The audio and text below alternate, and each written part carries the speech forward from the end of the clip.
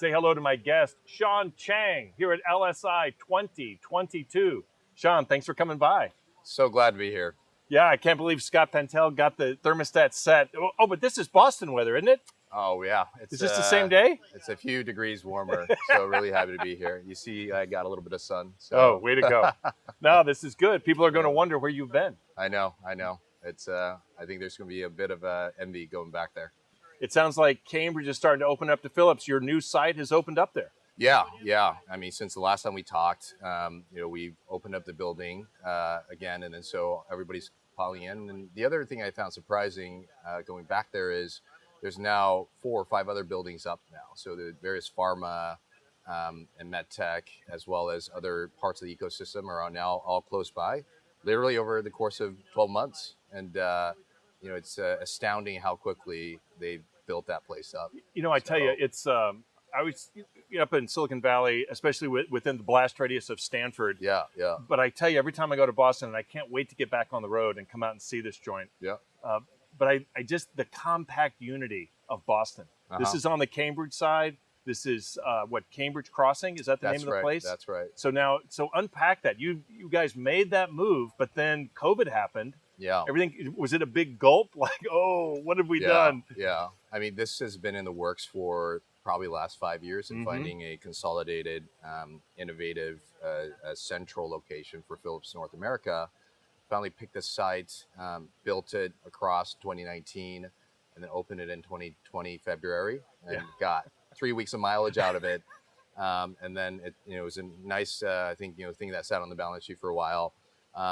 So I think these things happen in decades, right? And so if you look at from a decade time frame, a year and a half of break is not that big of a deal. Not at all. And I think it allowed the others to catch up to our building. So when we built it and opened it back in February 2020, it was just one building, and that was it. Everything's just kind of construction and wasteland. And now it's a complete neighborhood. And so to your point, certainly it was a good idea to get real estate back then.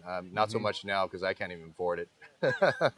Yeah, we were talking about that. My son's at Northeastern, and that whole area, it was kind of lonely, to be honest. Yeah. But it was better. You guys were already on that side anyway, and then you just sort of moved a couple of blocks down. Yeah. But used to see you guys there in your, you guys had your innovation group that ran through there, a couple of cycles of teams, and then of course, COVID interrupted everything. Yeah. I'm glad to hear that Boston ecosystem's coming back online. Yeah, we're happy to be back. Happy to have coffee meetings, 3-dimensional meetings, and then see each other's expressions outside of Zoom. So really excited now. I mean, this conference is again that, right? 8-9 months ago when we had the last one, it was still a few masks, distance, and we're back at it. I'm so happy to see everybody here. Yeah. What else is going on at Philips? When you come to this conference this year, what's the report card? What's happened since the last time we talked? Yeah, absolutely. I think the last few years it was build and expand and explore. We've made a number of investments in both the device side as well as software. Now we're being more intentful and continuing to invest, and also actually track those investments over the last few years. Some of them are getting to a point where they're about to exit, and we're getting some checks back. So it's very exciting to see that whole cycle happening, which is happening in the medtech industry itself. So exits and taking that capital and reinvesting in new technologies, who are the founders here. And I have so much empathy for the founders and innovators here, right? That are out and raising money, and I tell all of them if I can be helpful, either as Philips or otherwise, I'd be happy to do it, because they're out there splashing and struggling and trying to make things work. So if we think about that, like I want Sean to help me. So what's the point for? Is there a point on the commercialization pathway, or is there something on maybe the technical side where there might be some simpatico with one of the Philips units? What's the right time for them to come see you? Yeah, absolutely. So for me, I think I probably create the most value on introductions to the right funders on the financing side, but also understanding the pathway that these early stage companies take, having seen a few rodeos, and then helping them avoid those pitfalls. So always happy to have a conversation and guide. I think medtech, as compared to digital health, which is the other arena that I play in, is a lot more stage and milestone based, and so you have more binary choices here, where if you go down one path, it might just kind of save you 3-4 years versus another one on the regulatory side. So it's in a way that's easier, and so if we can help the founders avoid the pitfalls that we've already seen across different boards, happy to do it. As just free knowledge for you guys. And my intent is really to develop these longer term relationships with all these innovators, so we can come back around at some point and invest you guys. Yeah, I always think that's a lot of times I tell people it's not so much the idea you've got right now. Yeah, I want to think about having a relationship with people for the ideas you're going to have in your entire career. that's Almost right. like the motto of Stanford Biodesign is, okay, great, we're going to do this while you're fellows, but then I want to unleash you on some community, some ecosystem somewhere in the country, and you continue to bring that leadership and bring those entrepreneurial disciplines out. Yeah, So I think that's a great way to look at it. yeah, it's about the people. It is Yeah. about the people. Now Yeah. pivot over to the digital side. So what's different there? You mentioned Yeah. the binary nature of the device side. Yeah. What are you seeing on the digital health side? How can people prepare? The digital side is more, it's a SaaS game, and it draws a lot of characteristics from the tech world. So it's less about hitting these milestones, and then slightly more about can you incrementally improve your software, Yep. and then that scales quite easily.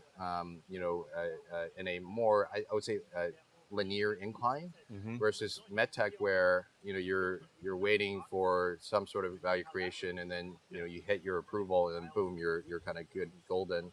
The software is slightly more, I would say, incremental in growth, and so you could track it quarter to quarter as a board member, an investor, as they grow. So slightly different dynamics, and it's a different game in that we want to invest in both sides, because I think Philips wants to be a digital company, but our bread and butter in the past has been in medtech. And so, one message I could, I think, send to the innovators and co-investors out there is, we do both. Right. We're not just a medtech company, and our future is a mix of software and devices. In this integrated ecosystem, and at the end of the day, we want to make our main customer happy, which is the providers, and so that requires both software and hardware. It seems like Philips, so you say your bread and butter, Yeah. but your touch points, you're actually in a lot of the systems where even some of these young entrepreneurs have no idea. Yeah. At some point, you're going to be selling into a hospital system. Yeah, You've got a big brother in there already. You guys you've got Yeah. incredible penetration all across the entire world. Yeah. So it seems like, your ability to synergize those, we've got relationships there already. We've already got equipment there. We already service them, them, and then helping because I always think that's a place where a lot of guys get burned out. They're out there. You can't knock on every door of every hospital. And how do you get through all those value committees? Seems like there's a great need for some synergy there. Yeah, each one of those is a marathon, and not many of us are marathon runners, and so our account executives know how to run those marathons, and I say that having those channels is a perk for the innovators that we work with, and the companies that we invest in. And so, to the extent that we can bring that infrastructure from Philips to the innovators, we're very happy to do it. I mean, the other part of Philips that I think many people in this world may not think about is the consumer side, right? So we have this amazing consumer brand and channel too that we're also trying to merge, where we view the world as you start interfacing with Philips as a consumer, and then if you have something in need on the healthcare side, we have that covered too, and then as you recover, you're back to a healthy consumer, and so the entire life cycle, we got you covered with the Philips Blue. Well, I tell you what, it's very interesting. One of the things I'm looking at is you talked about high tech. Well, if you look at high tech migration, so the UX, CX, BX, so user experience, customer experience, and then brand experience. Yeah. So a lot of those companies have figured it out. It sounds like Philips is on the road to saying, you're covered with blue the whole time. And now you have the Philips brand and how you bring all of that together. now that's brand experience. You get all these touch points as consumers. Yeah. You go in, maybe you go into the healthcare system. Once you have a good outcome, you come back out, you're now a healthy consumer again. Yeah. I think healthcare companies are starting to figure that out. Pharma companies are figuring it out. And I think that's another, this infusion of technology, digital health, AI, big data is starting to get us, we're starting to get some of these good things out of software and starting to learn about these tech companies in a new way. Yeah, yeah. I think, the trend, at least in the United States, is the payers, medtechs like us, are all trying to get directly now to the patient.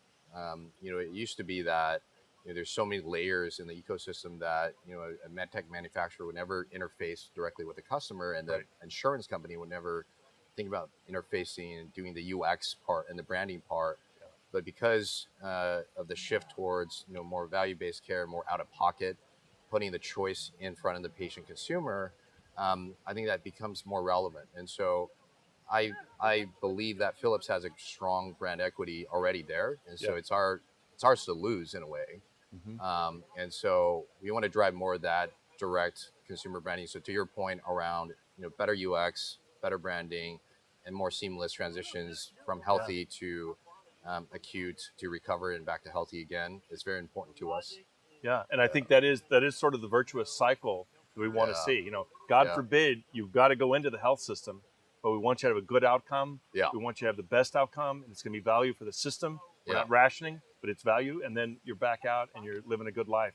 Yeah. So I think I know that's what I love about working in healthcare is you get to see that impact on people's lives and you moving the needle every time. Absolutely.